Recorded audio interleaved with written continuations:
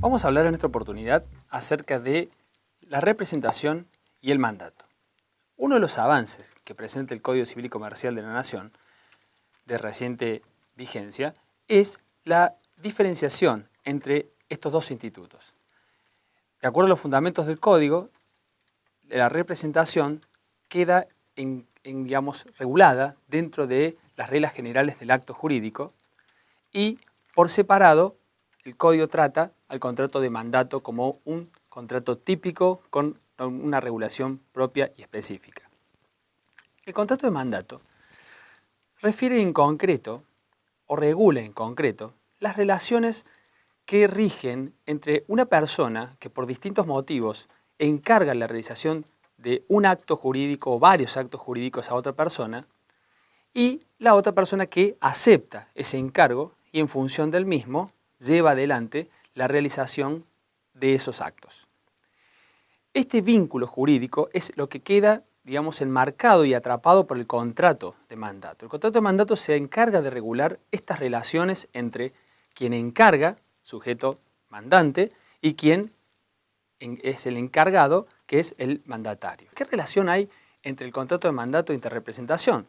La representación es una institución a la cual la ley recurre para expresar, una autorización, que en el caso de la representación voluntaria, ¿no es cierto?, permite a una persona autorizar a otra a emitir una determinada declaración de voluntad y con ende a cerrar determinado negocio en su nombre y en su interés. La figura de representación tiene la vinculación con el contrato de mandato en orden a que en la mayoría de los casos este contrato de mandato suele contener dentro de sus cláusulas un poder o una cláusula de apoderamiento o poder, que es aquella cláusula a través del cual el mandante autoriza al mandatario también a ser representante, es decir, a concluir los negocios jurídicos encargados en su nombre, esto es, haciéndole conocer al cocontratante con quien negocia que la declaración de voluntad que se emite no es propia del mandatario, sino que es propia del mandante, que a esos fines lo ha expresamente autorizado. ¿Qué efectos tiene esta representación, este mandato con representación? El efecto principal es que todos los efectos que produce el negocio encargado concluido repercuten o se imputan de manera directa en la persona del mandante, en la persona que encargó la realización del acto.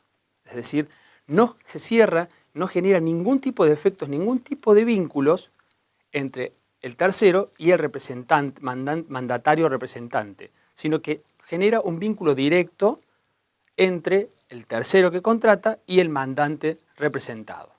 Cabe aclarar que muchas veces el contrato de mandato puede carecer de este poder, de esta autorización para representar. Y es lo que se conoce como mandato sin representación. En este caso, la diferencia se radica en la forma de actuación del mandatario. Porque este mandatario, en ambos casos, ustedes podrán imaginar que el mandatario siempre actúa por cuenta y en interés del mandante.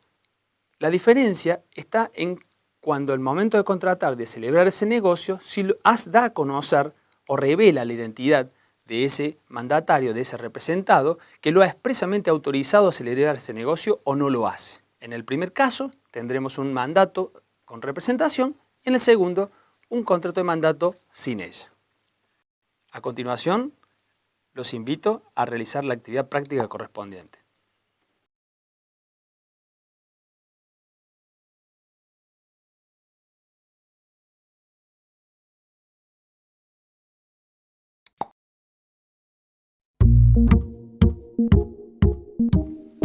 Muy bien, alumnos. Durante el intervalo han estado trabajando en la actividad donde ustedes tenían que armar un glosario. Para orientarlos y que puedan evaluar si lo han construido correctamente, en el mismo no deberían haber faltado conceptos como representación aparente y representación orgánica.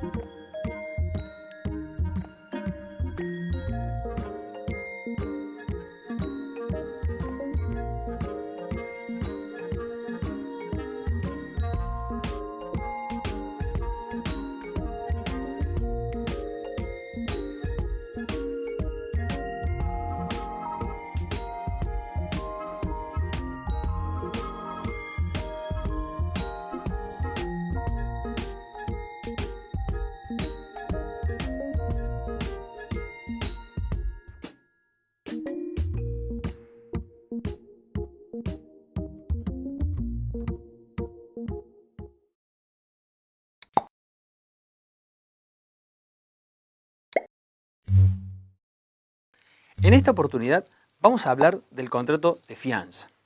El contrato de fianza, que es bastante conocido en la práctica, es un contrato, básicamente un negocio de confianza y es básicamente un negocio de garantía. El contrato de fianza es aquel que celebra una persona que se obliga frente al acreedor de una obligación a cumplimentar la prestación de esa obligación de manera accesoria para el caso en que el deudor originario, el deudor primitivo de esa obligación no lo haga o caiga en insolvencia. De esta manera nosotros podemos advertir cuál es la función económica de la fianza. Justamente es la de garantizar y asegurar el cumplimiento de una determinada obligación. De ahí, en el código, hace mucho hincapié en el incumplimiento, es decir, la fianza como figura autónoma es un contrato de tipo accesorio. ¿Sí? Es un contrato accesorio en orden a que siempre está, digamos, atado a la obligación jurídica que se ha garantizado. Y solo ante el incumplimiento de esta obligación por parte del deudor, se torna operativa, se pone en funcionamiento la fianza. Y a partir de ese incumplimiento del deudor o de la declaración de su insolvencia, el acreedor podrá, en virtud de este contrato, exigir el cumplimiento de esa prestación al fiador. Como podrán ver, es un contrato de uso cotidiano, se utiliza en casi todos los contratos, es un contrato consensual, es un contrato bilateral, que genera obligaciones para ambas partes, es un contrato formal en cuanto que la ley exige la forma escrita para su prueba, es un contrato también que puede ser de consumo, o mejor dicho, puede resultar alcanzado por las normas del consumo en la medida que la obligación garantizada o que el contrato garantizado sea un contrato de consumo o que califique como tal. Del mismo modo, como suele ocurrir en la práctica, también en la forma de la formación del consentimiento de este contrato de fianza, generalmente el fiador acepta directamente, adhiere al contrato en el cual se lo convoca como garante, y en ese caso es un contrato que también califica como contrato de adhesión, al cual le resultan aplicables todas las disposiciones del Código sobre control de inclusión de cláusulas abusivas y de control judicial de esas cláusulas. El régimen del Código Civil y Comercial de la Nación ha simplificado llamativamente la regulación del contrato de fianza. En líneas generales ha receptado toda la doctrina y la jurisprudencia que, sobre la base del régimen legal anterior, había, digamos, marcado cuáles eran las normas que tenían mejor aplicación y cuáles aquellas que habían quedado en desuso. Entre las características, tal vez la nota distintiva, se destacan que en la fianza ha habido una unificación del régimen de la fianza civil con la fianza comercial que existía en el antiguo Código de Comercio, que también ha sido derogado. Con lo cual hoy tenemos un régimen único que se caracteriza fuertemente marcado por el carácter de subsidiariedad. Esto es, el fiador responde con esa obligación previo beneficio de ejecución y de división, ¿sí?, que existe en todos los contratos de fianza. Otra de las características que vale la pena remarcar es que la nueva regulación admite lo que se denomina las fianzas generales o fianzas de obligaciones indeterminadas, obligaciones futuras que ni siquiera el deudor y acreedor conocen en ese mismo momento. Esta es una posibilidad también denominada fianzas ómnibus que le da una amplitud a la garantía que es muy importante para la realidad negocial de hoy en día. Estas fianzas generales tienen dos límites puntuales. Uno, un tope máximo, es decir, la garantía, el fiador puede obligarse a este tipo de garantía genérica hasta un cierto monto. Y también por un cierto plazo, que no puede superar de 5 años del plazo desde que se constituyó la garantía. A continuación, los invito a realizar la actividad práctica correspondiente.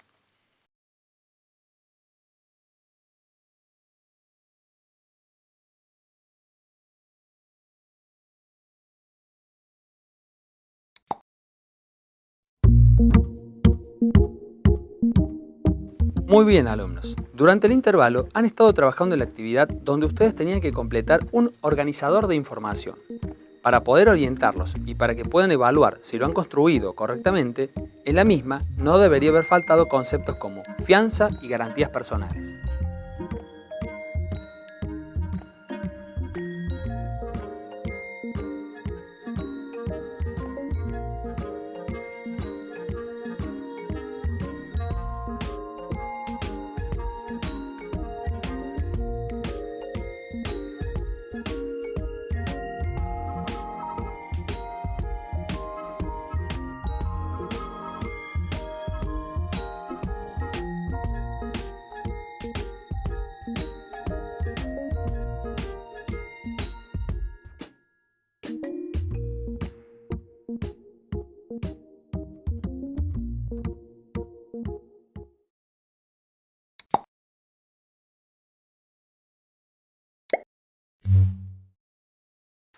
Vamos a ingresar en esta oportunidad a tratar el tema de los préstamos. Dentro de los préstamos, el Código Civil y Comercial regula dos figuras típicas, que son el comodato y el mutuo. ¿Qué es el comodato? ¿Qué dice el Código respecto a este contrato? Habrá comodato cuando una persona entrega gratuitamente a otra una cosa inmueble o mueble no fungible para que éste la use devolviéndose luego la misma cosa. En esta definición nosotros podemos advertir los elementos esenciales tipificantes del contrato. Por ejemplo, primero, la entrega siempre es gratuita. El contrato de comodato históricamente siempre fue un contrato gratuito y no ha perdido esa calidad en la nueva regulación legal. A pesar de que la realidad negocial en la cual hoy nos enfrentamos a veces hace dudar acerca del carácter gratuito o oneroso que eventualmente pueda tener este contrato. El contrato de comodato no ha dejado de ser gratuito en nuestro caso, en nuestra regulación. Lo que ocurre es que dentro de la realidad negocial muchas veces el contrato de comodato, el préstamo de uso, va, emplazado dentro de una operación comercial o negocial mucho más amplia, a través de la cual, el comodante pretende con ese comodato obtener algún rédito, algún beneficio. Piensen ustedes en el módem, que cuando contratamos el servicio de televisión o de servicio de internet, la empresa prestataria de ese servicio nos deja en nuestra casa. Ese comodato es un contrato que viene de alguna manera accediendo a una operación comercial mucho más amplia y que, a pesar de que en esa operación hay una contraprestación mensual por esos servicios que nosotros obtenemos, el contrato de comodato en sí mismo, que vino a ser accesorio de esa operación, no pierde su carácter de gratuito, ¿sí? Lo que pasa es que en esta realidad negocial actual muchas veces se confunden los límites entre onerosidad y gratuidad de este contrato. Respecto al contrato de mutuo, el contrato de mutuo es un contrato a través del cual una persona se compromete a entregar a otra, en propiedad, una determinada cantidad de cosas fungibles. Y quien las recibe, se obliga a devolver igual cantidad de cosas de la misma calidad y especie. El contrato de mutuo es un contrato de préstamo de consumo, es decir, es un préstamo a través del cual una persona se obliga a entregar en propiedad cosas, ¿no es cierto?, determinadas, cosas fungibles, es decir, que pueden ser, intercambiables, reemplazables unos por otras, de la misma calidad, del mismo género, de la misma especie, ejemplo, dinero, ejemplo, cereales, ejemplo, animales, ¿no es cierto? Y la otra parte se obliga a devolver a la finalización del contrato igual cantidad de cosas de la misma calidad y especie. El ejemplo más usual, más común del mutuo es el famoso préstamo de dinero. Préstamo de dinero que hay que tener en cuenta que cuando se realiza entre personas particulares quedará enmarcado y regulado por la regulación específica de este contrato. Pero que si ese contrato de mutuo es celebrado entre personas que revisten a su vez la calidad de proveedor, en el caso del mutuante, y de consumidor, en el caso del mutuario, también será un contrato que quedará calificado como contrato de consumo, al cual, además de la regulación específica del contrato, le serán aplicables todas las disposiciones referidas al derecho del consumidor. Los invito, en esta oportunidad, a realizar la actividad práctica correspondiente.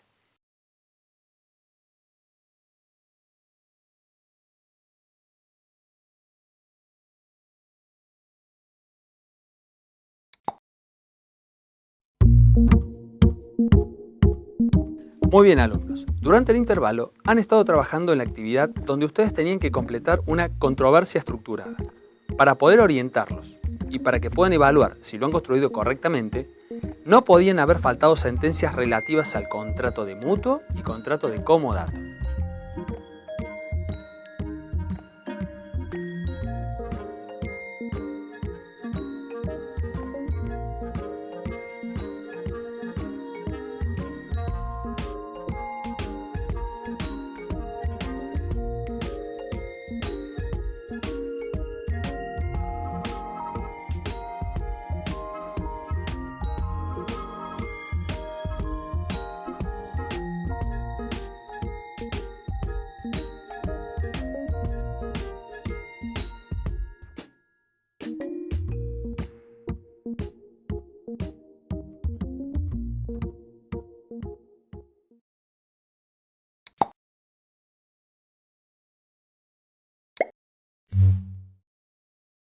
Vamos a analizar seguidamente el contrato o los contratos aleatorios.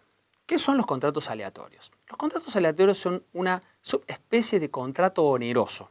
Recordarán ustedes que los contratos onerosos pueden subclasificarse en contratos onerosos aleatorios y en contratos onerosos conmutativos.